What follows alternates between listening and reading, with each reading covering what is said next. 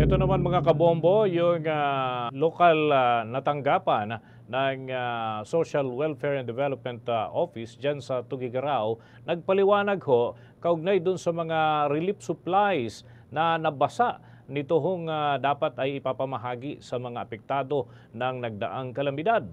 Alamin natin ang ulat ng Bombo Radio Tuguegarao. Ipinaliwanag ng Tuguegarao City Social Welfare Development Office o CSWDO kung bakit basa ang mga relief boxes na naipamahagi sa mga biktima ng malawakang pagbaha dulot ng bagyong Uwana. Ayon kay Aileen Guzman, nagkataon lamang na ang lugar kung saan nakaimbak ang mga boxes ay bahain kaya't nabasa ang mga kahon ngunit hindi naman nailubog o nasuspend sa tubig. Idinagdag pa niya na ang binanggit sa post sa social media na ang bigas ay matigas ay dahil naka-vacuum sealed ang packaging.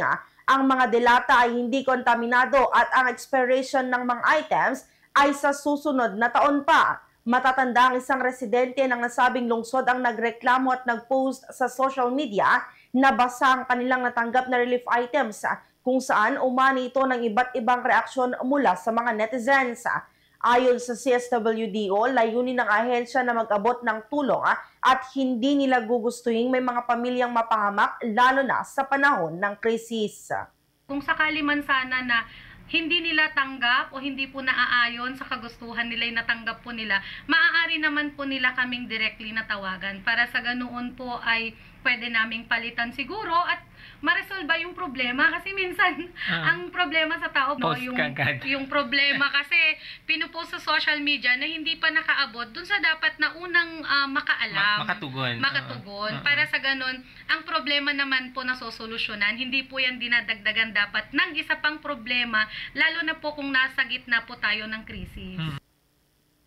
At yan ang ulat mula rito sa Bombo Radio Tuguegarao para sa Bombo Network News. Ako si Bombo Ranzel Lea Durana. This is Bombo Radio Philippines, the #1 and most trusted source of news and information.